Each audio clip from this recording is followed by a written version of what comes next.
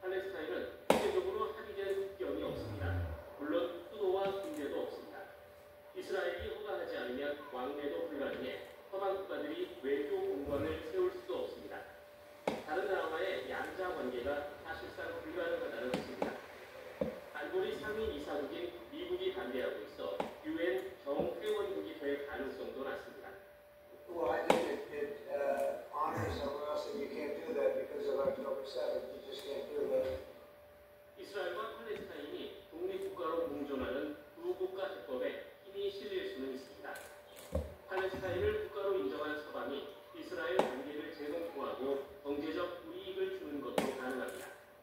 Maybe over the next 10, 20 years, maybe, future historians will look back and say, yes, this started, that movement that ultimately led to Palestinian statehood.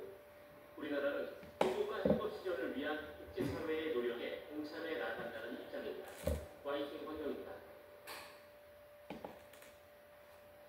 네팔에서 폭우로 인한 산사태로 40통째로 사라지는 등 최소 44명이 목숨을 잃었습니다. 인접국 인도에서도 20명이 사망했습니다. 신웅진 기자입니다. 부상자가 들것에 실려 헬기로 구성됩니다.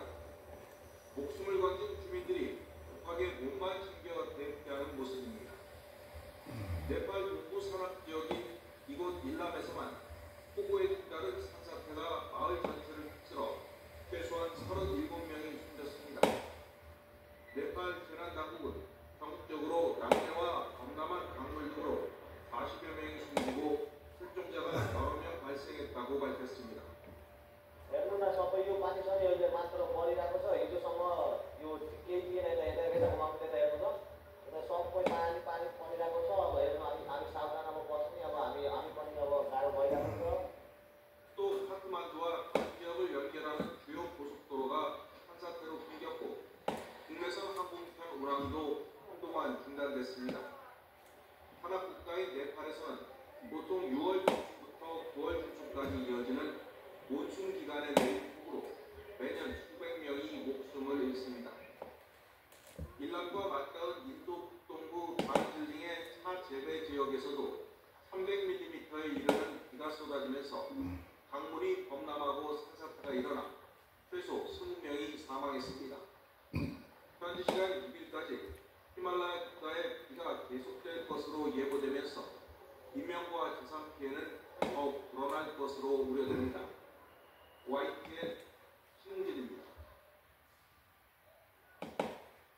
최근 유럽 주요 공항들이 사이버 공격을 받으면서 마비되는 사태가 있었는데요. 전문가들은 사이버 공격에 대처하기 위해 다중 방어 체계 구축과 정기적인 소프트웨어 업데이트 등을 강조합니다. 한상욱 기자입니다.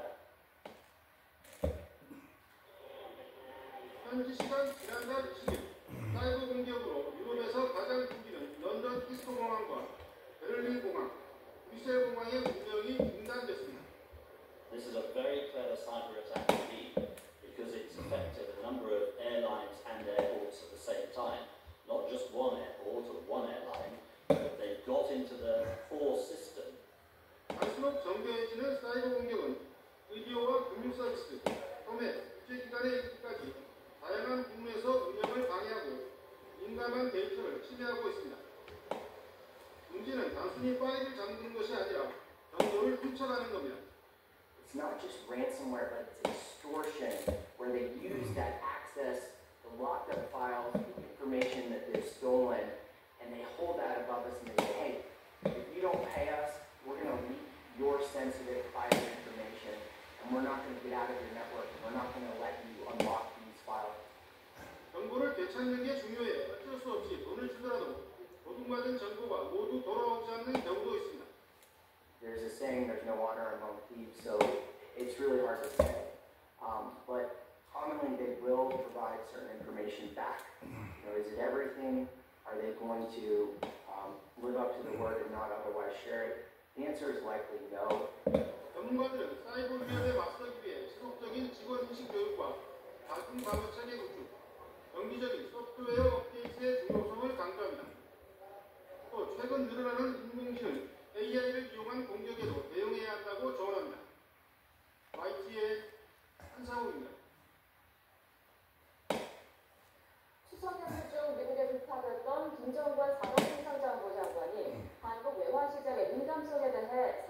공감대가 이루어졌다고 생각한다고 밝혔습니다. 김 장관은 오늘 귀국길에 취재진을 만나 우리가 보낸 특히 외환 시장에 대한 상황에 대해 이견이 좁혀지고 있다면서 이같이 말했습니다. 앞서 김 장관은 지난 4일 미국 뉴욕을 방문해 런킨 미 상무부 장관과 만나 한미 관세 협상 후속 협의를 진행했습니다. 그럼 김 장관의 말 직접 들어보겠습니다. 미국을 방문한 건 아니고요. 어차피 이렇게 공개가 되지 않으니까 연휴를 해서 마침 시간이 돼서 갔다 온 거고 그 길에 방문한 건 아닙니다. 우리가 그런 안에 대해서 서로 특히 외환시장에 대한 상황에 대해서 서로 의견을 좁혀가고 중이었다고 말씀드릴 수 있을 것 같고요. 그런 부분에서 상당한 미래에 서로 한국의 어떤 기회에서 가지고 있는 외환시장의 민감성이라든지 그런 부분들에 상당한 공감대가 이루어진다고 생각을 합니다. 그 패키지의 일환의 한 부분으로서 논의되고 있는 부분이라 어느 정도